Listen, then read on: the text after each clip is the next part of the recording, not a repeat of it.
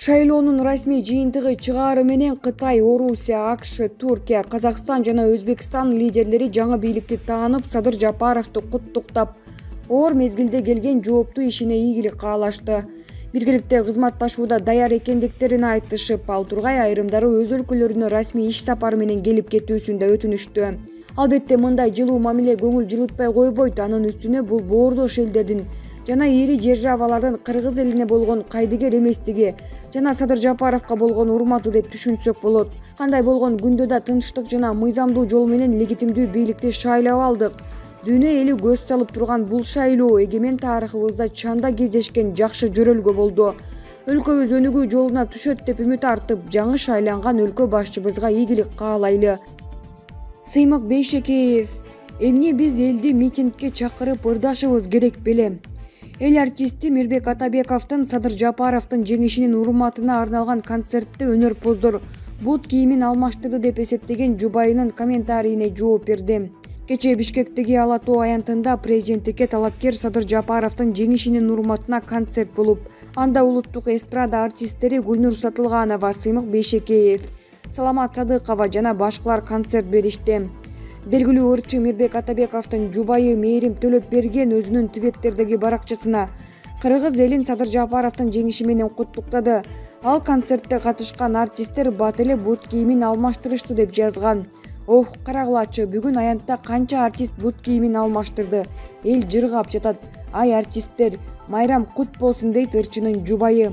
Буга байланыштуу жергилүү ММКлардын бири Садыр Жапаровдун жеңишинин урматына арналган концертте чыккан Кыргыз Республикасынын эмгек сиңирген артисти Сыймык Бейшекеевдин комментарий алышты. Бул Мээрим Төлөпбергендин жеке пикири, артисттер эч качан бут кийимин алмаштырышпаганын унутпасын. Алар ар дайым адамдар чогулган жерде болушат, артисттер ар дайым бир адам үчүн эмес, чогулган эл үчүн концерт беришет. Ошондуктан бизи элдик артисттер деп аташат. Чакыруу кагазын алдык, эл алдына чыгып ырдоодон баш тарта албайбыз. Алыста жүргөндө мындай нерселерди жазуунун кажети жок. Эмне биз элди митингге чакырып ырдашыбыз керек беле деп жооп берди. Эл артисти Садыр Жапаровго добуш берип, аны колдоп, жеңиши менен куттуктап концертке келгендигин айтты. Мен өзүм Садыр Жапаровго добуш берип, концертке эл менен баарлашып, Жапаровду жеңиши менен куттуктап келдим. Адам ар дайым акыл менен ойлонушу керек. Кыргыз элин каада салтын баалаган адам эч качан Мээрим Төлөпбергендей комментарий жазбайт деп кошумчалады Бейшекеев. Эскерте кетсек, президенттикке талапкер Садыр Жапаров президенттик шайлоонун алдын ала жыйынтыктары боюнча жеңишке жетти.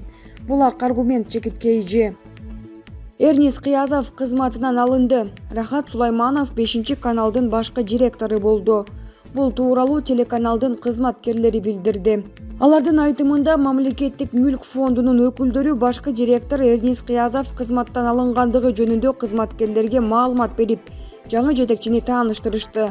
Рахат Сулайманов буга чейин УКМКдын басма сөз борборун жетектеп келген. Бул ак факт чекиткейжи. Казанцев: Москва Жапаров менен сүйлөшкөндү билет. Мындан ары кыргыз-орус алакасы кандай болот? Эксперттик көз караш. Орусиянын президенти Владимир Путин Садыр Жапаровду президенттик шайлоодогу жеңиши менен куттуктады. Куттуктоо Кремлдин расмий баракчасына жарыяланды. Мындан ары кыргыз-орус алакасы кандай болот? Москвада Садыр Жапаровду Кыргызстандын жаңы лидери катары кандай кабыл алышат? Бул суроолор боюнча Москвадагы Жогорку экономика мектебинин профессору, Борбор Азия боюнча эксперт Андрей Казанцевдин маегин сунуштайбыз. Азаттык буга чейин Кыргызстандагы октябрдагы саясий окуялардын элдин шору, башаламандык деп баалаган. Орусиянын президенти Владимир Путин Садыр Жапаровду жеңиши менен куттуктады. Мындан ары кыргыз-орус алакасы кандай нукта өнүгөт деп ойлойсуз?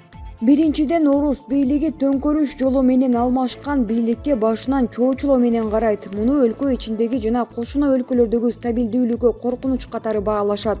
Ошол эле кезде мындай жол менен бийлик мурдагы советтик өлкөлөрдө, Орусияга кошуна мамлекеттерде орносо албетте жаңы бийлик менен тил табышууга аракет кылат.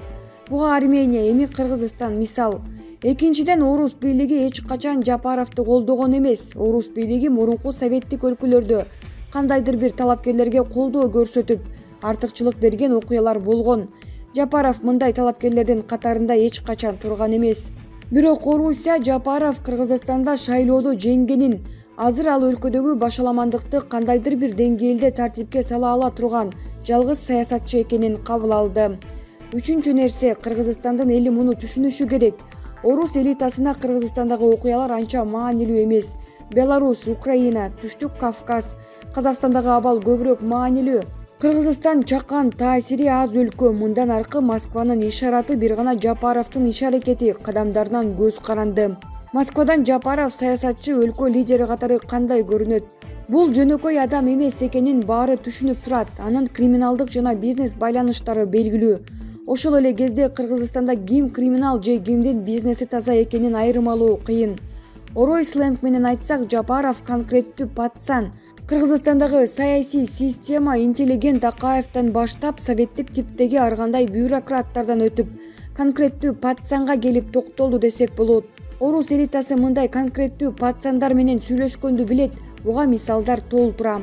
Кыргызстандын жаңы президенти тышкы саясатта батыш өлкөлөрү Кытай, Орусия менен алакада баланс таба алабы же Орусияга ыктаган саясат уланабы? Кыргызстан толук Орусиядан көз каранды дегенге болбойт.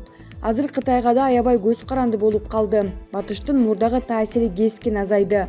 Жапаров тажрыйбасы, дүйнө таанымы, билими менен тышкы саясатты жеке өзү чече албасын баары түшүнүп турат. Тышкы саясат анын айланасындагы кеңешчилери, адистерден көз каранды. Муну убакыт көрсөтөт. Кыргызстанда эми июнга чейин референдум өткөрүп, баш мыйзамды өзгөртүп, президенттик башкарууга өтүү жараяны башталды. Бул иш жүзүндө өлкөнү башкарууну өзгөртөбү? Азыркы экономикалык жана пандемия шартында мындай бийлик ооштуруу канчалык орчундуу? Советтик убактан кийин Кыргызстанда эч качан борборлоштурулган бийлик же бир адамдын бийлиги болгон эмес. Башында президенттик республика болгон кезде деле ар кандай элиталардын таасири күчтүү болгон. Бир дагы мурунку советтик башка өлкөлөрдө да элиталык топтор мынчалык таасирдүү эмес. Мындай шартта баш мыйзамды өзгөртө коюп эле бир жылда бийликти бир колго топтоп алууга болбойт. Кыргызстанда саясий элита, аймактык топтор эл өз алдынчылыкка көнүп калышкан. Бир нерсе жакпаса митингге чыгышат, ага тоскоолдук жаралса таш алып чуркашат. Албетте азыркы кырдаалда элдин бийликти, жоопкерчиликти бир адамга берели деген ниетин түшүнсө болот. Кризистен чыгыш үчүн буга макул болуп жатышат. Бирок каатчылыктан чыгуу үчүн кризис менеджер керек. Анын колунда мунай же күч кызматтары сыяктуу кандайдыр бир ресурстар болуш керек. Азыр Жапаров жөнөкөй тил менен сүйлөгөн, элге жакын, маселени ордун чече турган лидер катары көрүнгөнү менен анда мындай ресурстар жок. Мындай кырдаалда бийликти монополизациялоо кооптуу. Бул жаңы толкундоолордун башаты гана болуп кетиши мүмкүн. Жапаровдун бир гана жолу бар. Ал Орусия, Кытайдан жардам сурап, колдоо издөөгө аргасыз болот. Эл аралык институттардан, уюмдардан да жардам сураса болот. Бирок анда алардын демократия, парламентаризм, сөз эркиндигин сактоо сыяктуу талаптарын аткарышы керек.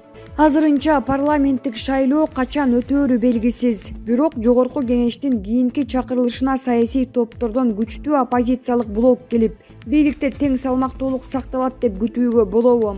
Соңку айларда саясий топтор, оппозициялык блоктор жашырынып, тынчып калгандай байкалат. Буга кошумча шайлоого катышкан элдин аздыгын, шайлоого Жапаровду колдогондор эле барганын эсепке алганда баары эле бир нерсени күтүп жатышкандай. Жапаров чукул арада элдин жашоосун жакшыртууну, коррупцияны жоюуну, таза бийлик орнотууну дагы бир топ убадаларды берип ишендирип койгон. Азыр дүйнө өлкөлөрүндө экономикалык жана саясий кризис болуп жатат. Ал эми Кыргызстандын шартында тез арада системалык өзгөртүүлөрдү киргизип, өнүгүүгө бет алуу өтө кыйын. Ошондо элдин Жапаровго болгон колдоосу ачуу сынга айланышы толук ыктымал. Булак, Азаттык, Чекит.орг. Исаков: журналисттик иликтөөдөн кийин Айбек Токоевго иш козголгону жакшы көрүнүш. УКМКнын журналисттик иликтөөгө көңүл буруп, финансы полициясынын кызматкерине иш козгогону жакшы көрүнүш. Мындай пикирин Исаков репортерго билдирди. Мындай маалыматка көңүл буруп, иш козгогону жакшы көрүнүш, бирок азыр көп эле адамдарга иш козголуп, кайра үй камагына чыгып жатканын көрүп жатабыз. Окуя кандай өңүттө өнүгөт азырынча айтыш кыйын. Мындай маалыматтардан кийин териштирүү, иликтөө иштери жүрө баштаганы, атайын кызматта канча бир деңгээлде тартип орной баштаганынан кабар берет, дейт Исаков. Белгилей кетсек, буга чейин иликтөөчү журналист Ыдырыс Исаков финансы полициясынын ички иликтөө жана коопсуздук башкармалыгынын башчысы Айбек Токоевдин мыйзамсыз иштери, ири байлыктары тууралуу иликтөө жасаган болчу. 12 январда Токоевке мыйзамсыз баюу боюнча иш козголуп, сотко чейинки өндүрүш ачылганын УКМК кабарлаган. Булак репортер Чекит Кейжи.